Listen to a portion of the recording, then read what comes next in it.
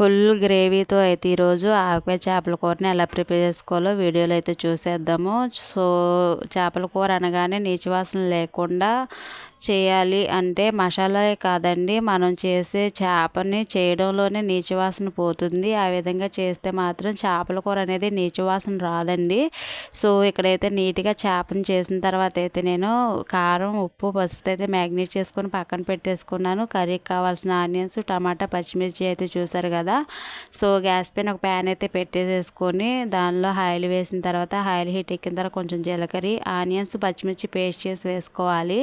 అది ఫ్రై అయిన తర్వాత టమాటాను కూడా పేస్ట్ చేసి వేసుకోవాలి. సో తర్వాత దీనిలో కర్రీకి సరిపడా అల్లం వెల్లుల్లిపాయ పేస్ట్ని వేసి పచ్చివాసన పోయేంత వరకు ఫ్రై చేసిన తర్వాత ఉప్పు, కారం, పసుపు యాడ్ చేసుకొని మొత్తం కలిపేసుకోవాలి. సో చింతపండుని అయితే ముందుగానే నానబెట్టుకోవాలండి. దాన్ని రసం తీసి దీనిలో యాడ్ చేసుకొని మొత్తం కలిపేసి చేప ముక్కలను అయితే యాడ్ చేసుకోవాలి. చేప ముక్కలు అయితే వేసిన తర్వాత కర్రీ ఉడుకుతున్నప్పుడు దీనిలో కావాల్సిన మసాలా పౌడర్ని అయితే మనం ప్రిపేర్ చేసుకొని దీనిలో వేసుకోవాలి. సో మసాలా పౌడర్ అంటే తెలుసు కదండి, ధనియాలు, జీలకర్ర, గసగసాలు, యాలకులు, లవంగాలు, దాల్చిన చెక్క, మెంతులు, అదేవిధంగా చిన్న ఎండు కొబ్బరి మొక్క వేసి పౌడర్ చేసేసుకొని దీనిలో యాడ్ చేసుకోవాలి.